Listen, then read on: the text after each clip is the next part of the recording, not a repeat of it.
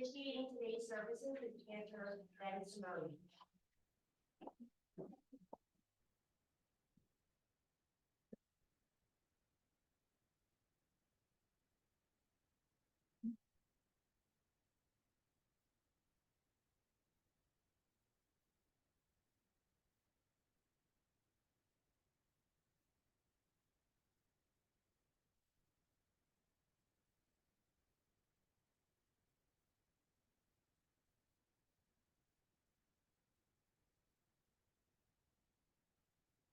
The Jewish people respond to death with 3 words of blessing. In English, the words mean, "Praised is the judge of truth." And we say these words because in the end, it's up to God, and we just have to surrender. We don't have all the answers in this world. So let us begin our service with the wisdom of tradition. Please repeat these words of blessing after me. Baruch Dayan Ha'emet. Praised is the judge of truth. And once again, repeat these words. Adonai, Natan, Vadonai, Lakach. Yehi, Shem, Adonai, Mivorach. Which means Adonai has given and Adonai has taken. Praise be the name of Adonai. A psalm of David, Psalm 23. Mizmor David, Adonai roi lo echsar, bino sheyarbitzeni, al mei menuchot, ינעלני.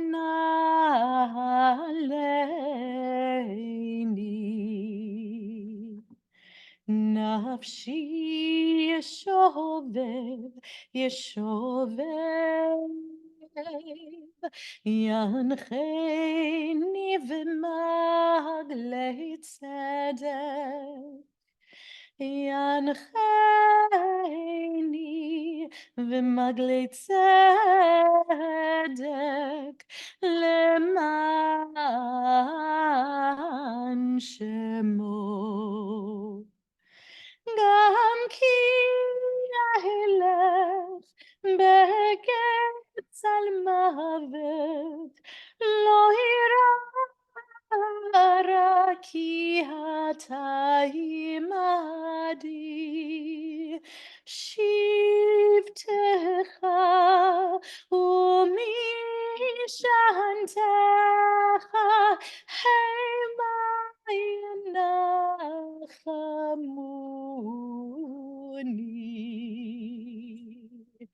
תערוך לפניי שולחן נגד צורריי. דשנת ושמן ראשי, כוסי רוויה. אך טוב וחסד ירדפוני כל ימי חיי, כל ימי חיי, ושבתי בבית אדוני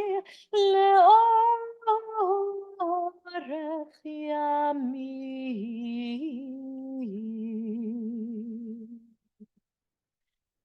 אדוני רואי לא אחסר, אדוני רואי לא אחסר.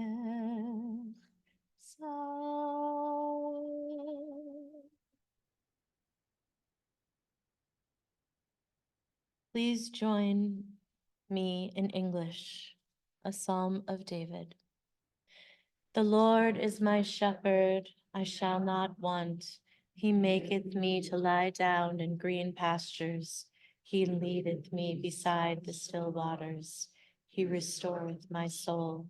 He guideth me in straight paths for his name's sake.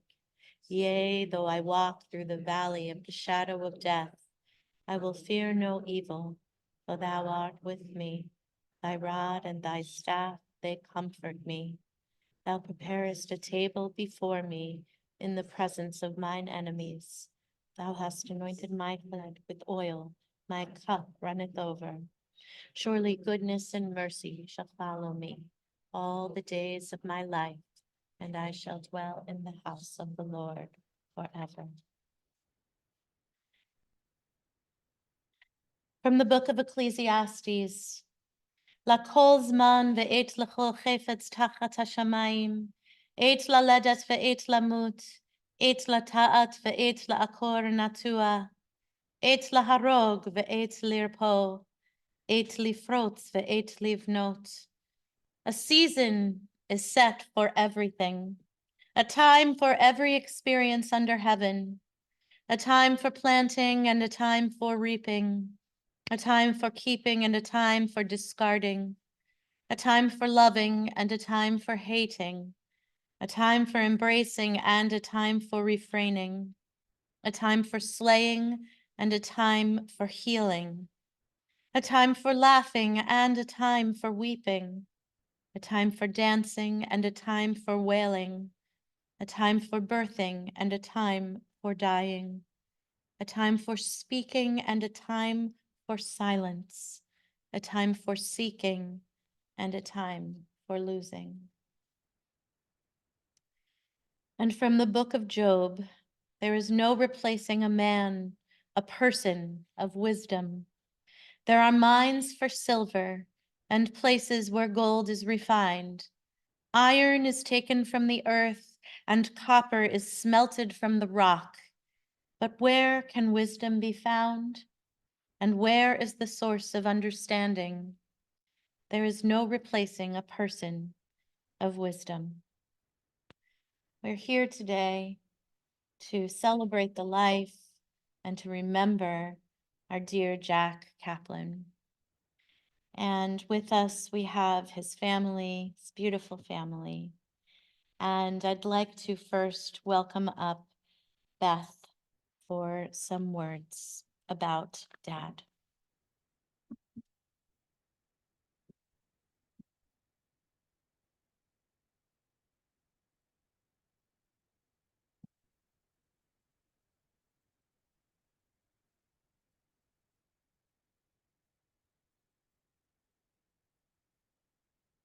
Love and gratitude. I'm filled with gratitude that I am my dad's daughter. Gratitude for the lessons he taught by example and by discussion. And gratitude that I was fortunate enough to have such a loving, kind, compassionate, funny, optimistic, resilient, accepting, appreciative man as my father. Even today, I recall his words, "Death is a part of life," which I understood as I watched him rise for the mourner's Kaddish each time we attended synagogue together from the time I was young, because his father passed away before I was born. He did not dwell on the past, instead focusing on the present. Be grateful for every day.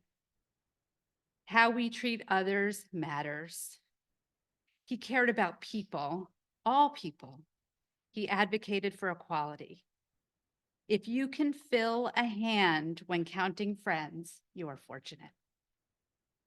We've marveled many times at our dad's longevity after so many health crises throughout the years. I recently realized what could not be explained. The factor that wasn't considered, but was the most powerful. My dad was filled with love to give and showered with love he received. from all of his family, his friends, and most of all from my mom. Her supply of love, energy, compassion, and advocacy for my dad seemed infinite, and he felt it. He would tell me that mom lit up his room when she walked in. "Hello, beautiful," he would say. Mom lit up his life. He valued education. Dad's prized possession is a gold-dipped raisin on a wire held in a trophy stand. Yes, a raisin trophy. In his 20s, as assistant dean of students at UT Austin, Dad ran their student orientation program, during which he handed out raisins, one each to all the students. They were told to look at the raisin, notice its features, and after sufficient examination, put it in their mouths to taste it, feel its grooves, noticing and savoring before finally eating it. He was teaching them to savor their college experience and life in general. They noticed and gave him the raisin trophy as a gift. Dad savored life. Some of us may be thinking of more recent times when Dad enjoyed his dark chocolate covered raisins. He was savoring life until the very end. Love and gratitude. Our love for you will endure. The lessons are with us. Dad, we noticed. I am filled with gratitude, just as I learned from you. Many winks forever, Dad. I love you.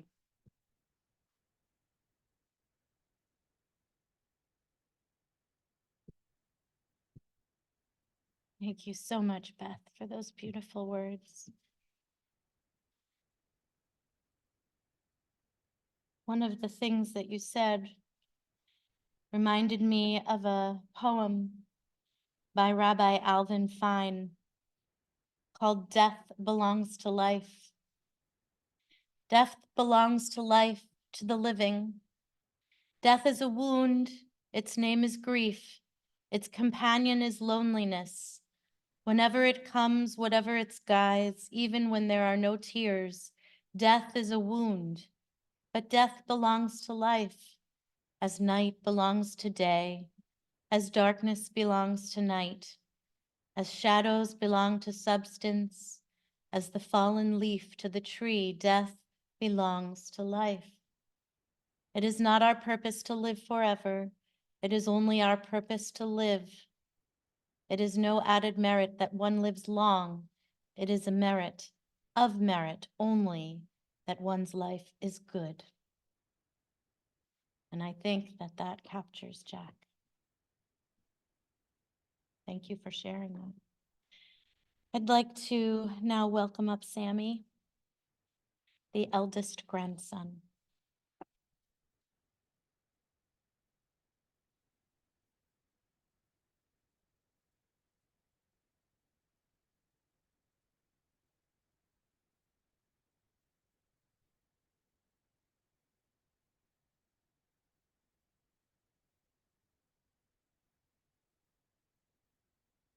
Over the past few months, I've recalled wonderful memories and moments spent with Grandpa Jack.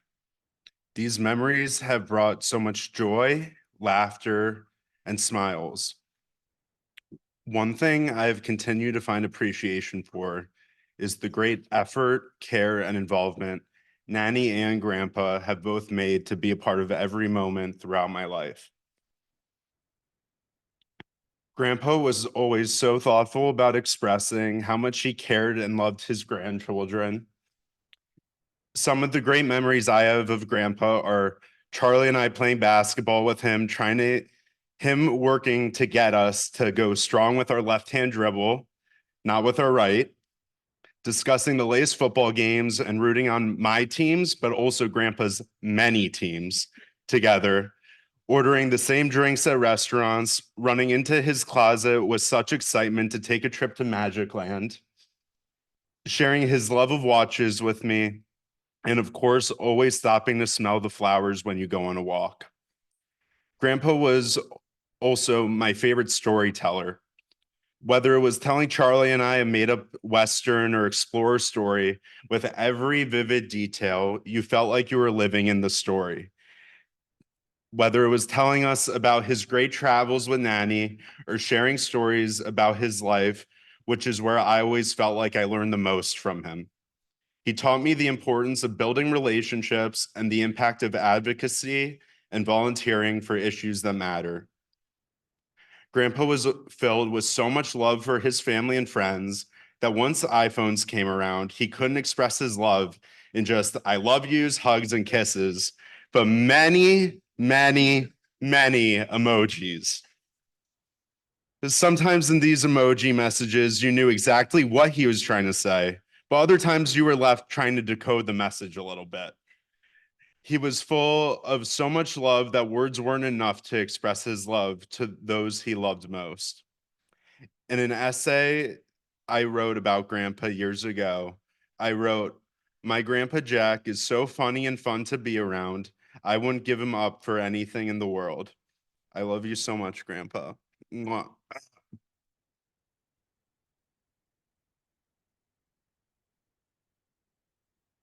Thank you, Sammy.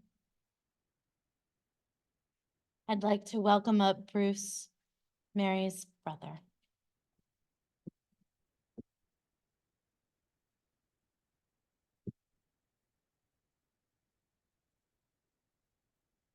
Jack was my brother-in-law for 60, almost 60 years. And I've known him for as long as when he first met Mary, a very long time ago. Some of us were a little suspect of him because early on we said, who is this guy? He's dating our sister, and they were dating for like a month or two, and all of a sudden talking about getting married.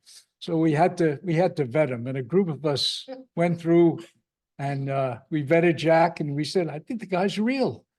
And it turned out, I think I was right. It was only 60 years and he managed to make it. It was interesting because I didn't have a brother and Jack didn't have a brother.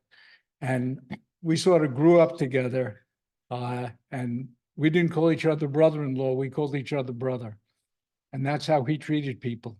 He was very active in charities. He was always trying to do for you. And all my life, because we spent a lot of time together, he was always trying to be the guy who would help, who would make things happen, never looking for anything, just being a good, kind person. As Beth said, that's the kind of guy he was. He was funny, as Sammy mentioned. He had a great sense of humor, was always liking to play pranks, but all with a great heart. And he was a wonderful guy, and we're all going to miss him. Thank you. Thank you so much, Bruce. It's good to have a brother in life. I'm glad that he had you. I'm glad that you had him. And finally, I'd like to welcome up Lee.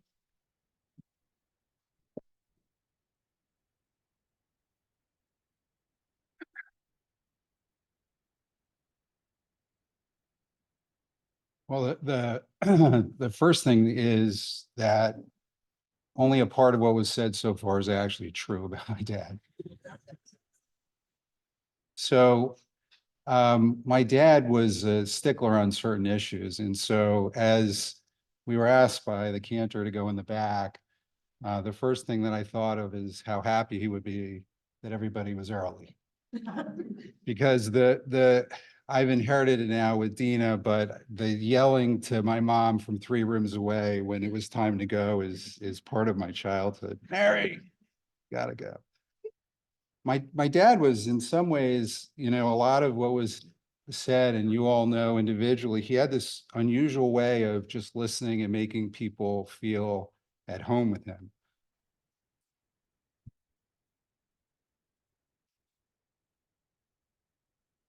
When I was in college,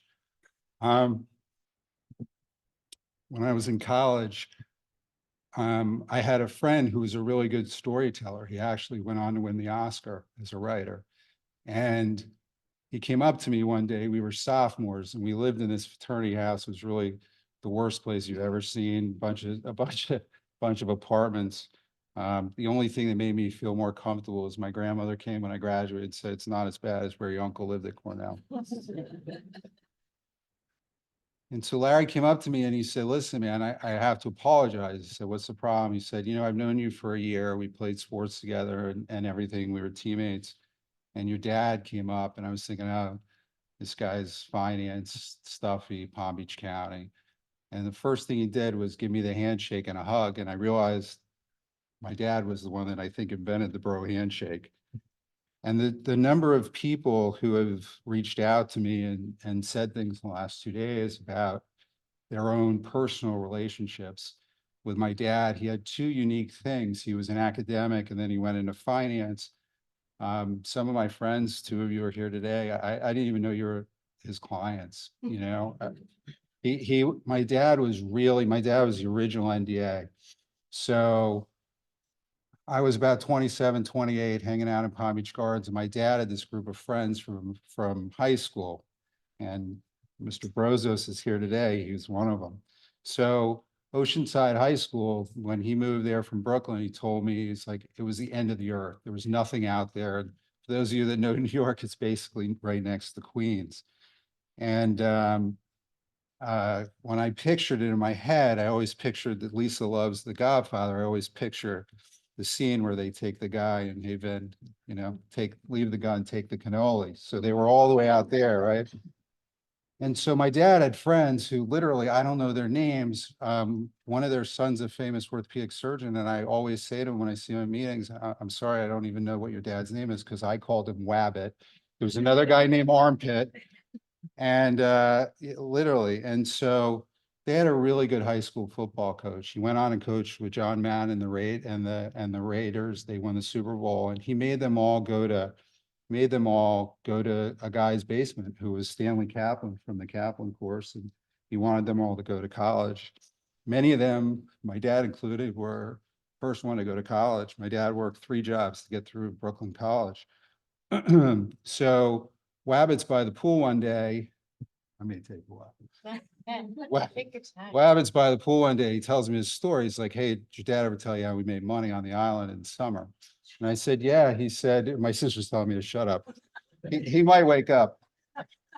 So Wabbit's like, you know, we make 50, $100 on a weekend. And I said, really? What'd you guys do? I said, my dad told me he was a lifeguard. He goes, your dad barely could swim. He said, we used to go watch the pool house and the guys from Brooklyn and Queens would come and they ran Long Island and they would play cards. So I tell my dad this. Now, this had been 40 years before. And my dad got in Wabbit's face. And he's like, you're not allowed to talk about it. And I was like, Dad, all the made men are dead by now. I said, now I know you're not the straightest guy on the planet. You know, he did, I think, you know, my uncle, my sister, and my nephew all said it very well. He led by example. And what he did was he had an incredible ability to listen. And he definitely connected with people with whatever their issue was. And he did it so easily that many times I just thought, there's no way what he's telling me is accurate. So my mom used to give us all the old food. Some of it was from the Stollers, I'm sure, from New Year's. And we would watch all the football games together on New Year's Day. And and I had a friend who played with us in high school who went to Grambling. And my dad had given out grants to the historically Black colleges and universities in the early 70s for the Department of Education. And so he said, hey, call him up and ask him if he knows Mr. So-and-so. And the guy at spring break called the house. He said, hey, is your dad around? I want to come by. And I said, yeah. And he comes by and he said, I went to say that. I'm a history major. That's the chair of my department. He's like, there's no way you know Jack Kaplan, kid. I got to get in touch with him. And my dad had known this guy for, 30 years. As many of you know who are here today, and my kids have probably been totally lied to for years, but I played on some of the worst football teams in the history of Palm Beach County and Johns Hopkins. And we were just horrible. And the multiple times that my dad, I'm not sure if he liked the onion rings at Burger King on North Lake Boulevard or that we had in Baltimore or not, but he would always just show up and listen and talk to me about, what was going on. One of the things that happened that I had so much memory is that in 1986, I was in college and we played a game and I was really upset that I didn't get to play. All the parents were going out to dinner with my teammates. And I said, let's just go to the hotel, which is an answer that both my kids would give now. And we went back and it was the 1986 Oklahoma-Miami game on TV. And my dad's watching and Vinny Testaverde goes sidelines to sidelines and they can't catch him. And my dad said, I just want to tell you something. You'll play for this team. You don't have anybody that can play like that guy. And so years later, when I was with Vinny and we were talking to Testaverde, one of my dad's thrills was that a lot of the players that he took me to see went on and now I get to see them. They had a 40-year anniversary and got to sit with guys that, Diaz, I know you say you're a Florida State fan, but you were a Canes fan back then. And so I called my dad one day. I said, listen, Dad, I was talking to Testaverde and I mentioned that play and how you loved it and stuff. And he said, did you tell Testaverde that he was your counselor that summer? I said, I did, Dad. He said, what did he say? He said, when I saw you play quarterback, I knew you'd be a great doctor.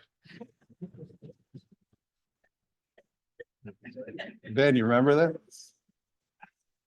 So I bring up football for two reasons, because there were two instances in my dad's last 3 months where football mattered.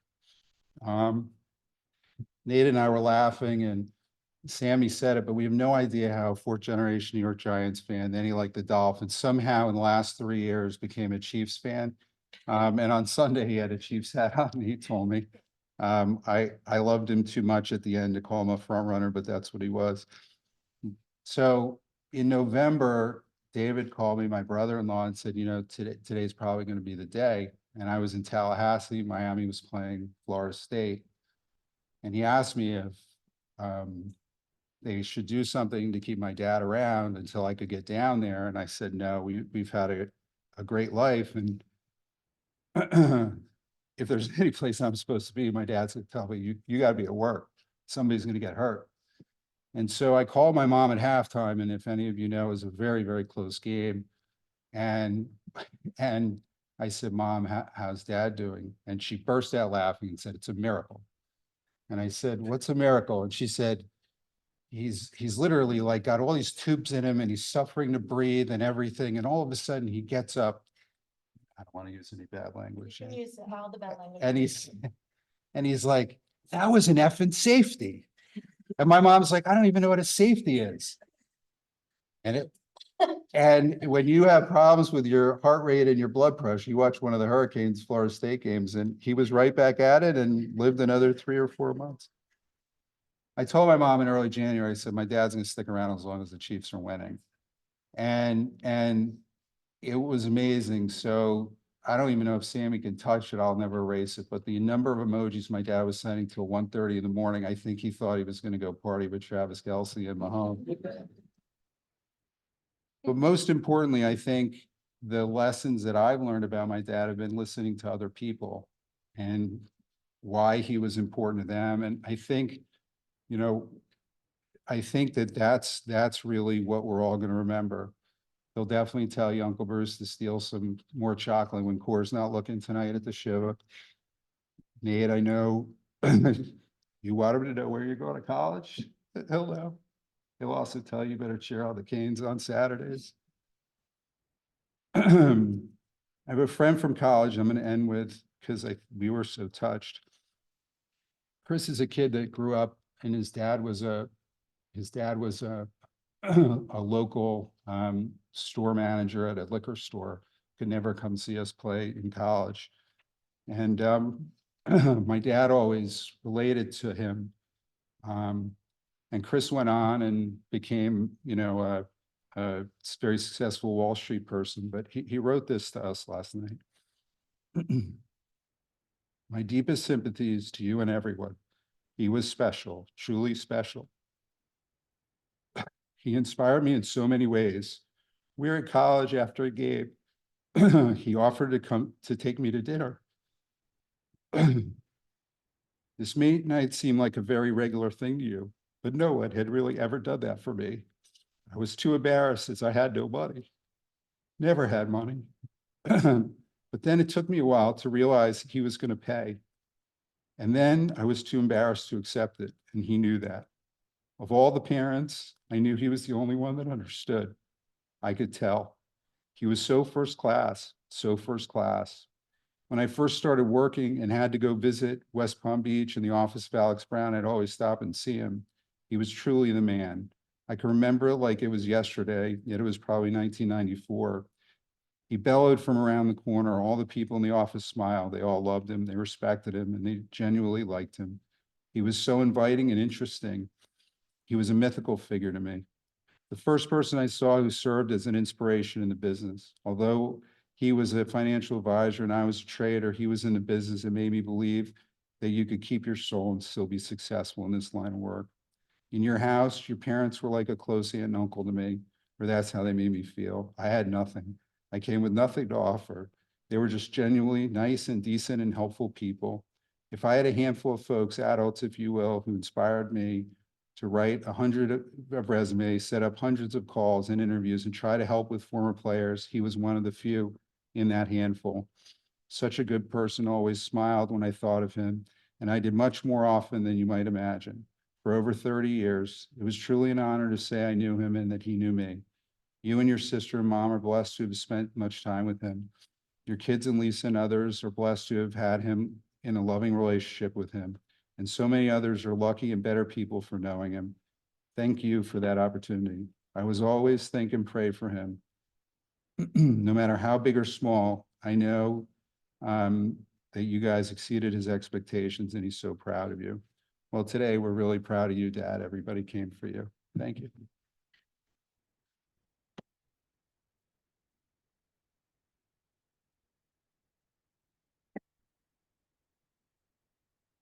Thank you, Lee.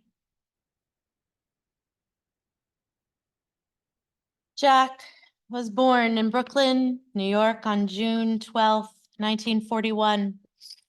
His father, Barney, worked in the garment district in women's clothing, and his mother, Pearl, was a saleswoman at A&S. Jack had a younger sister, Susan, blessed memory, and he was close with his family, particularly close with his uncles. He played football, later in life tennis, and he was athletic, though he would describe his game as poetry in motion. Yes, he was a klutz.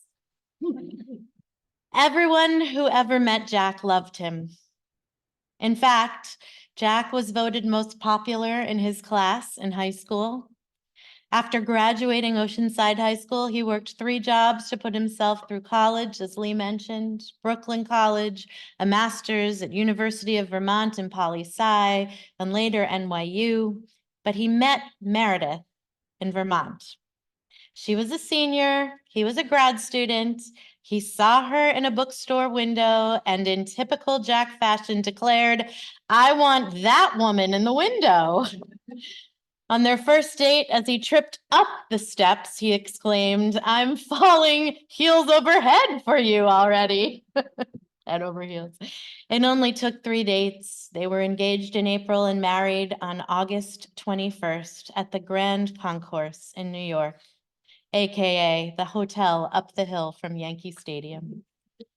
They honeymooned in Bermuda. Mary took a job teaching in New York while Jack went to school for 3 years. Lee was born. They moved around a lot.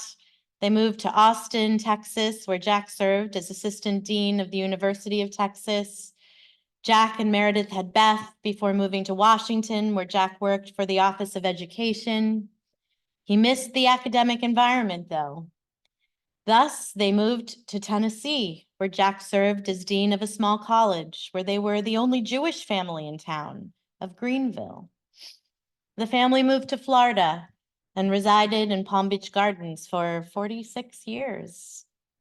Jack was a marvelous husband.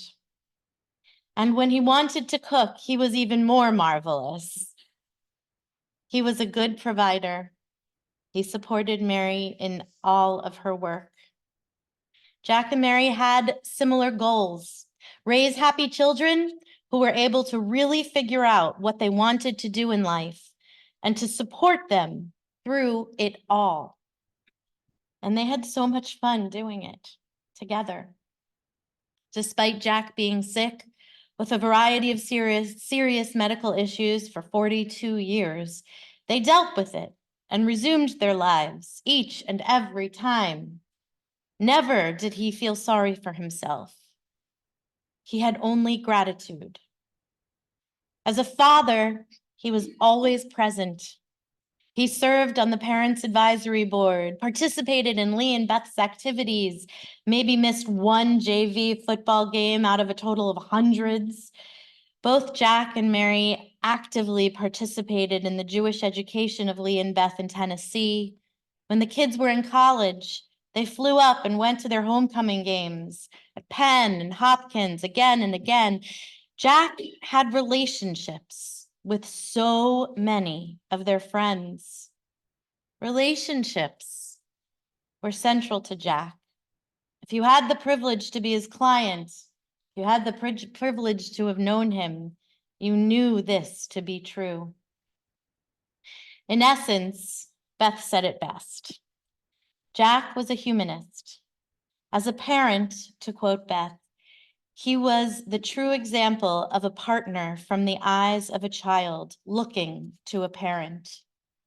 He offered so many lessons on life to those who knew him, and these lessons were all consistent with his actions and beliefs. And I'll add, in fact, a perfect example of what we call in Judaism a mensch. He worked towards social justice in college, bringing books south to Mississippi. He always spoke out in support of women's rights. He was a humanist and cared deeply about people and lived and worked to support them in whatever capacity he could. He was a philanthropist. He served on the board of ARC, the Association for Students with Intellectual and Developmental Disabilities. As a Jew, Jack valued the parts of his religion that brought people together. When he served as president of Temple Beth David, the synagogue in which I preside, he held board of trustee meetings at his house that ran into the wee hours of the night. He treasured that he was the first president of Temple Beth David's new building, and he had been president while the structure was being planned. In fact, he wrote the song, "Count on Me," which I don't know the melody to because I wasn't around at that time, but it encouraged donations toward the building of the new Temple Beth David. And he led the March of the Torahs to their new home. This was all during a time when Northern Palm Beach County was not at all Jewish, when his own children had their bar and bat mitzvah ceremonies in a church, when each and every display of Jewish pride and solidarity was significant and intentional, not so different from today.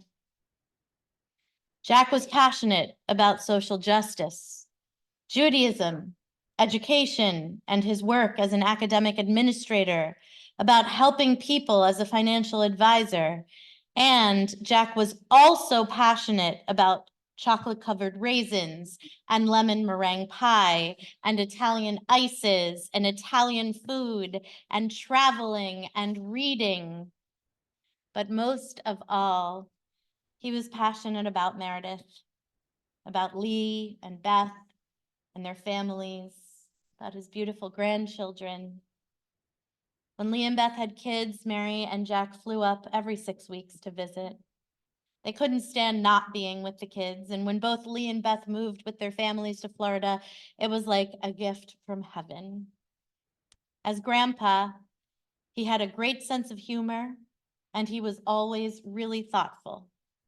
He took the time to get to know each individual grandchild and truly wanted to learn what interested them and find ways to connect. They were his primary focus, made their birthdays his passwords. He was in their lives just as much as he was in the lives of his own children. He talked with them about anything and everything, his own life story, the challenges he went through, and through his stories, he allowed them to learn life's lessons. Mary and Jack were married for 58 years. While these last 8 months were deeply challenging, Jack began each day with gratitude and with grace. Seeing Mary walk in the room, watching the sunrise, having another day, nothing else really mattered. A long life is not necessarily a full life, and a full life is not necessarily a long life. But Jack was among the fortunate of this world who found blessing in a full life that was a pretty long life as well. We say in our tradition, who are the wealthy? They who are satisfied with their portion. Jack will be deeply missed, and today we offer comfort to Meredith, to Lee and Lisa, and Beth and David, to Sammy and Charlie and Dina and Nate, to Bruce and Coralie and Lydia, to cousins Denise, Logan, Scott, and Jesse, and to niece and nephews, Dania and Evan and David and Bud. I asked the family while I was speaking with them yesterday what Jack's blessing would be to them and for them, what his legacy lesson would be for all of us. And they said, don't let hate divide us. Look at people as people, not their race, religion, color. People are the most important things. And to use some Beatles lyrics, love in one another, believe in each other, and finally have gratitude for the really important things and let the other things go. May Jack's name always be for a blessing, and may his life continue to inspire us to enjoy each and every day, to be the best person we can be, to live, to love, to laugh, to enjoy each moment in good health and with peace. Aleha hashalom, may Jack rest in peace. And let us all say, Amen. I'll read a poem by anonymous source, and then I'll invite all to rise for memorial prayer. When I come to the end, do not lament that the sun has set for me. Say a prayer and be content. Why cry for a soul set free? Miss me a little, but not too long, and not with your head bowed low. Remember the love that we once shared. Remember me, but let me go. This is a journey we all must take, and each of us goes alone. It's all part of the Master's plan. It's a small step on the road to home. When you are lonely and shed a tear, go to the friends we know. I am okay. Have no fear. Remember me, but let me go. I'll invite all to please rise.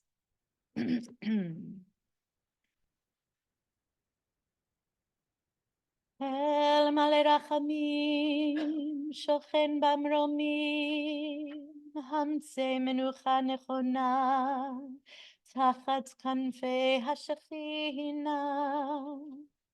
במעלות קדושים וטהורים, כזוהר הרקיע מזהירים, את נשמת יעקב לבן ברל, שהלך לעולמו, בגן עדן תהי מנוחתו.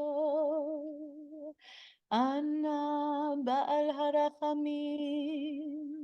הסתירהו בסתר כנפיך לעולמים, וצרור בצרור החיים את נשמתו, אדוני הוא נחלתו, וינוח בשלום על משכבו, ונאמר Amen. Exalted, compassionate God, grant infinite rest in your sheltering presence among the holy and pure to the soul of Jack Kaplan, who has gone to his eternal home. Merciful One, we ask that our loved one find perfect peace in your eternal embrace. May his soul be bound up in the bond of life. May he rest in peace. And let us say, Amen. Ladies and gentlemen, this does conclude the chapel portion of the service. We are now going to head out to the riverside. If you were unable to walk or don't want to, you can take your golf cart or you may take your vehicles. It is down the right and you're going to make a left and you'll see a green tent. We are going to take the casket out first. I'm going to ask the immediate family to follow directly behind the casket and everybody else to follow behind them. Thank you.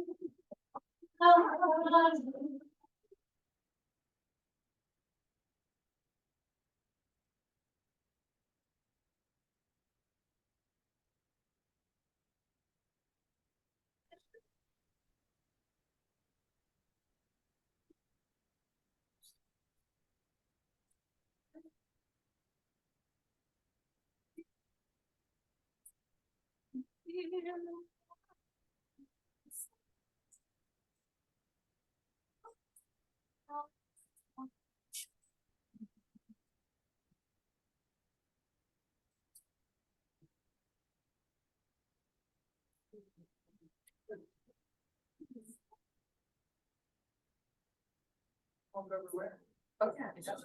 I can see you.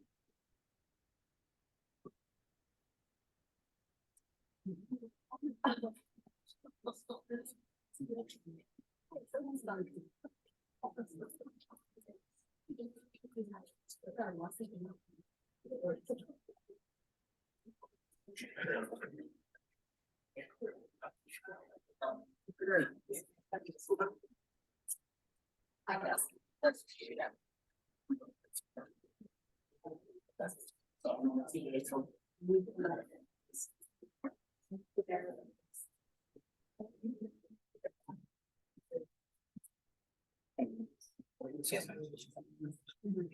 Just when they just so they don't mess up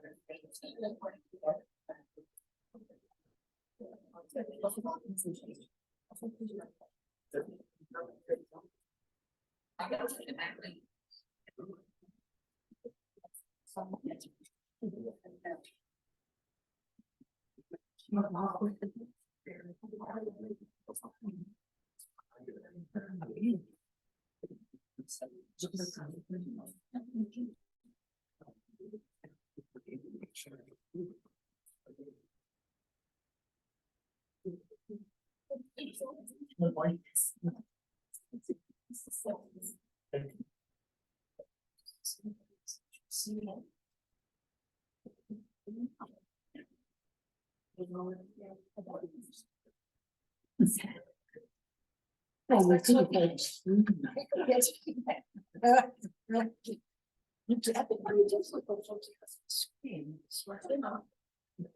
I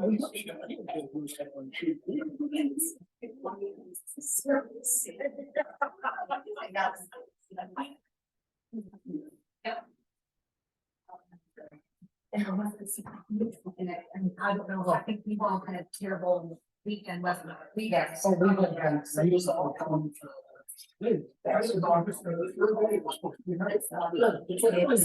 Trying to get.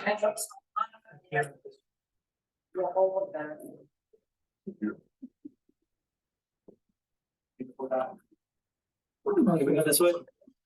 So Jim, I'm good.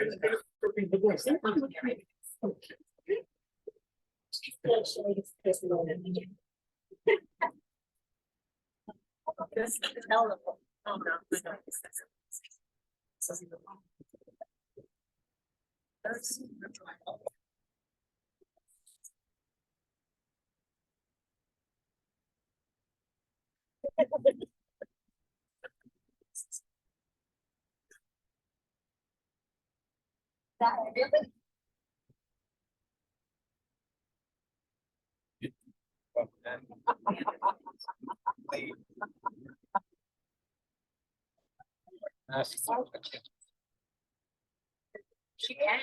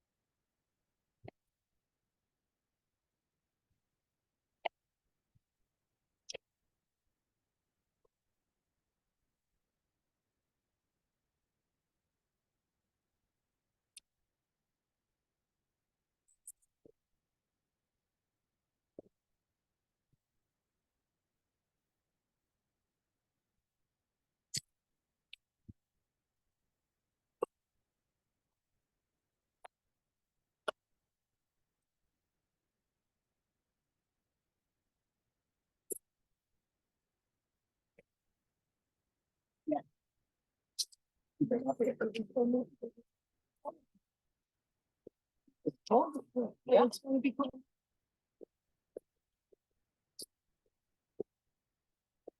Is it gonna be cold tonight?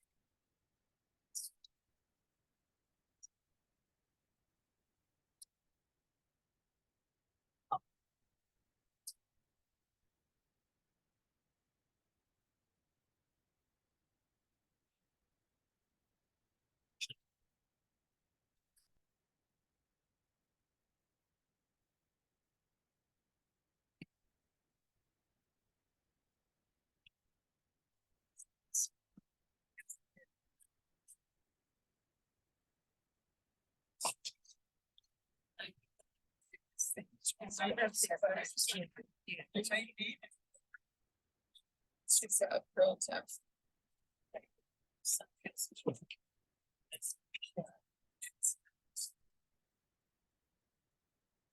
There you go.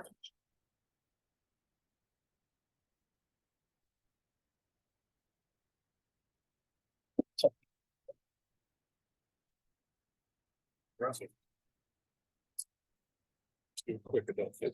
Wait, this is him. Yeah, you can go ahead. No.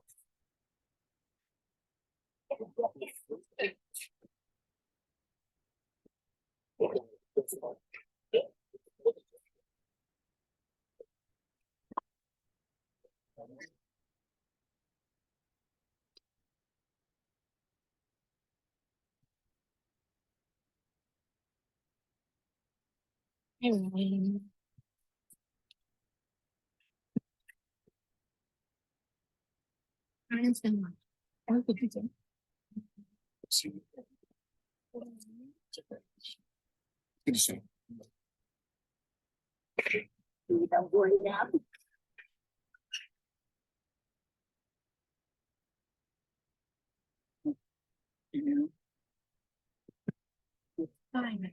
You're good. And the kid. And the kid. I want you to do well. I know you have a little one, but keep up with our news. I know, they're going to have some.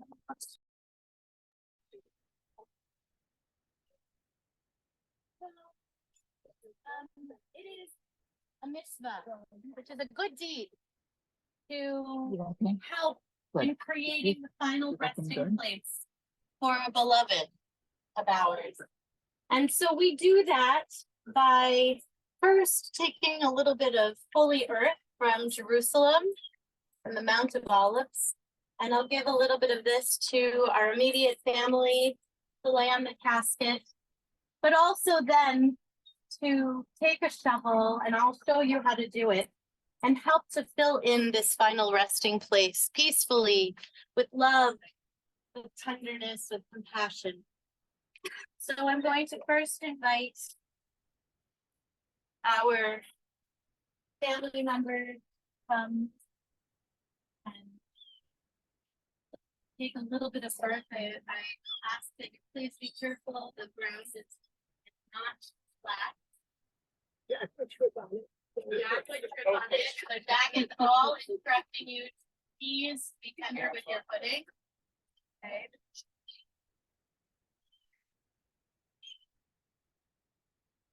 Good enough again.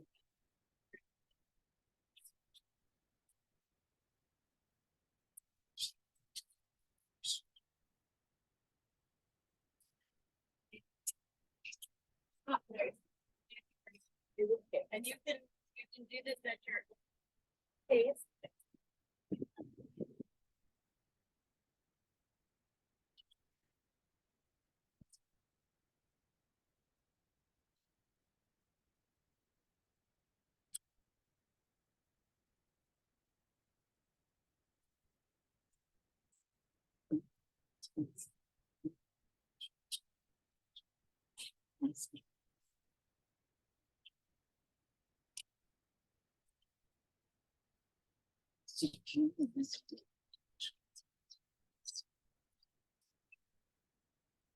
I still do have some more. Like to participate in this. Just like you said. Yeah, nature.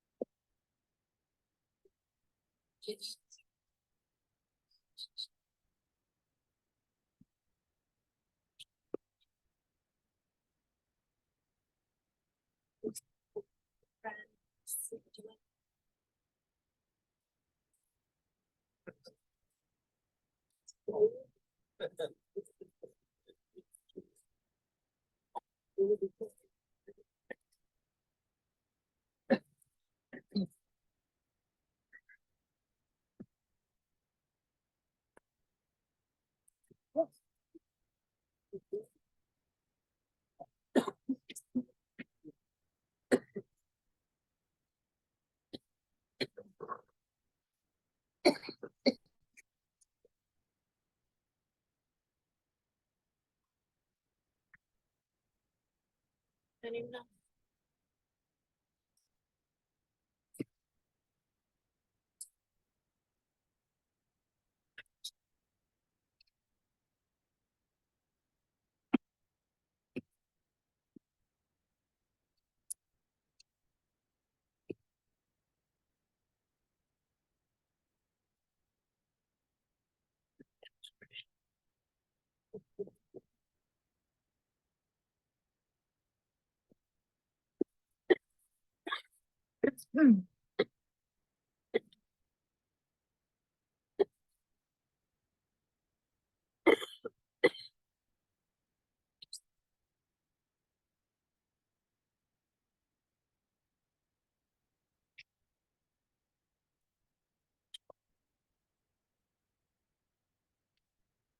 We say, Al Mikomo Yavo Shalom. As the casket is lowered, we say, Make Jack go unto God in peace. Psalm 121, a song for ascents. I turn my eyes to the mountains, from where will my help come? My help comes from Adonai, maker of heaven and earth. Adonai will not let your foot give way. Your guardian will not slumber. The guardian of Israel neither slumbers nor sleeps. Adonai is your protection, a guardian at your right hand. By day the sun will not strike you, nor the moon by night. Adonai will guard you from all harm and guard your life. Adonai guards your going and coming, now and forever.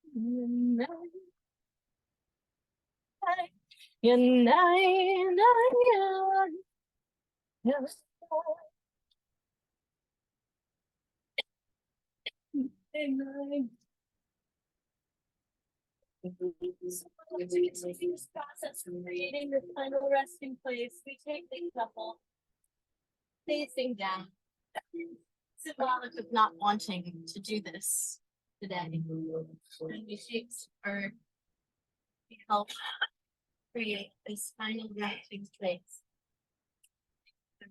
To be more. As we participate in this process, just as Jack gave so much to us, this is what we can do for him, for the family. I'll invite all to take part in this if you are able, if you choose, desire. You can come forth. There are 2 shovels. When we're finished, we put the shovel back in the earth because we don't pass sorrow from one person to another. We only pass joy. Oh, see, Matia.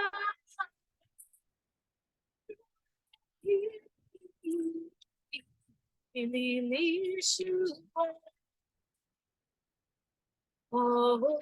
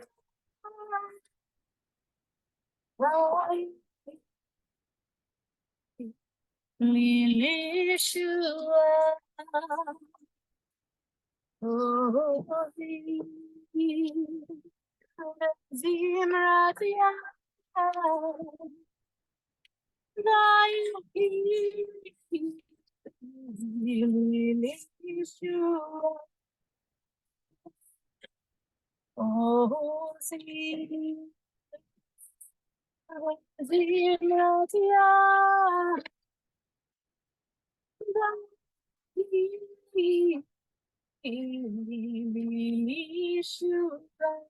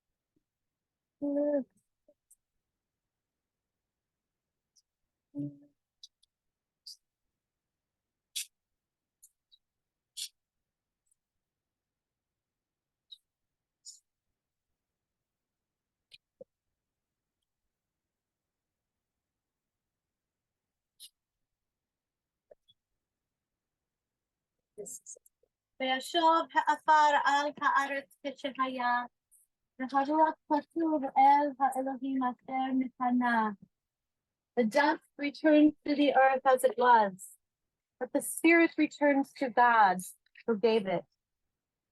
May Jack's soul be bound up in the bond of life eternal. Please, God, send comfort to those who mourn. Grant strength to those whose burden is sorrow. And let us say, Amen. I'll invite us all to rise one last time for a mourner's prayer, the El Male. And then we will recite the mourner's Kaddish, Kaddish Yatom.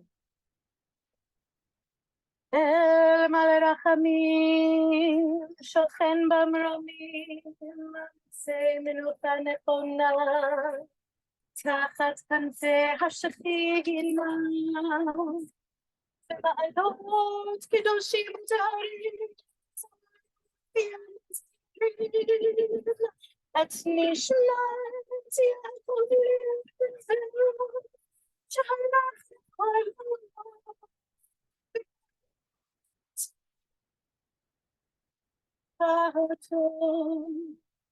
Anna ba'al haritamin Astiri bubasetar kenofa khale o bulamim Utsura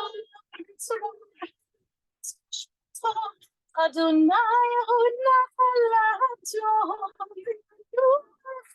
Shahal mishkavo Renoma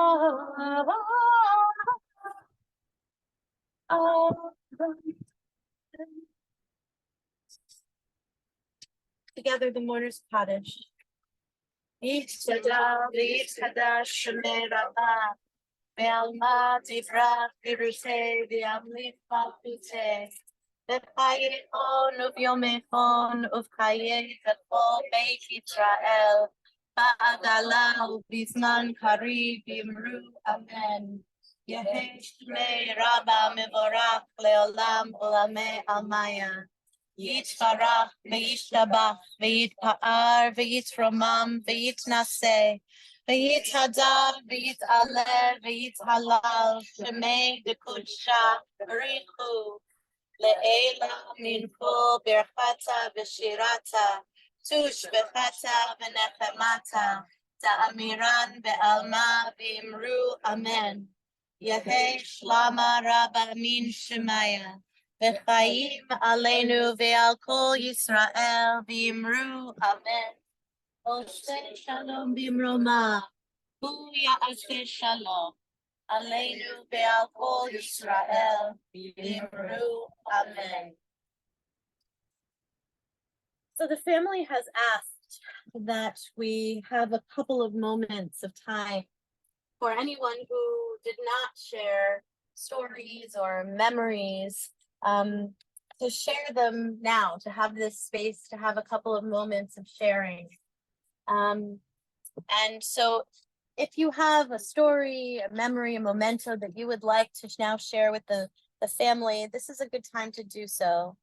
Also, the family will be sitting Shiva following this funeral and interment at the Marriott, the Residence Inn off RCA Boulevard. Today, we will be having minyan where we will be saying Kaddish around 6:15. So we invite anyone who is able to join to help make a minyan in memory and honor of Jack.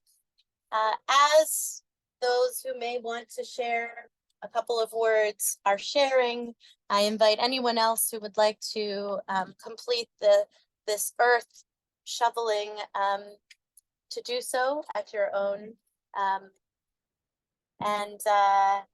at your own will. I'm sorry. They don't have to come back. We want everybody to come to the hotel now. We have and just to spend some time with us, if you can. If you couldn't hear Mary, if you would like to come straight from here to the Marriott Residence Inn, there is food. The family would love to have you join them, and you don't have to come back at 6 o'clock. You can just stay and relax. Thank you. So I invite us to share if we have anything we'd like to share publicly. Otherwise, the family would love to receive your words, your mementos later today at Marriott as well.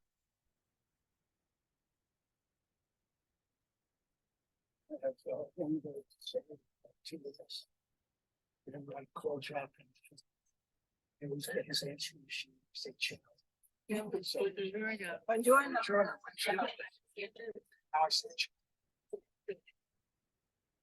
I have something to say. 2 weeks ago, the ones that he's in jail. Jack and I are close friends in high school. That's what he wanted to talk about. I helped him stay.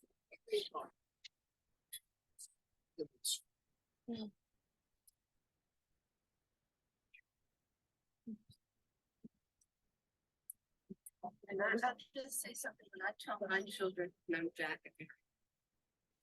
is here in the. My son wrote in Hebrew. Well, my son wrote something in Hebrew, but the essence of what he wrote was Jack.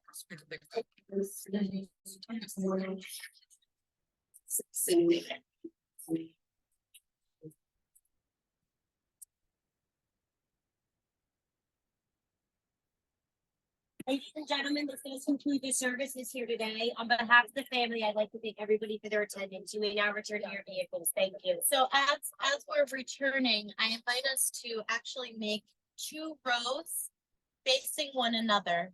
And we'll invite the family to exit this space and we'll offer them our words of comfort as they pass through our aisle. And we say, "Hamakom yonachem etchem b'tok sha'ar avilei Tzion v'Yerushalayim." May God comfort you. May God comfort you along with all of God. So I invite us to take back here.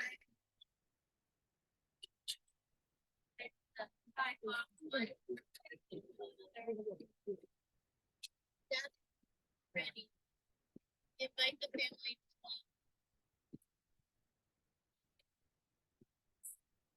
Thank you.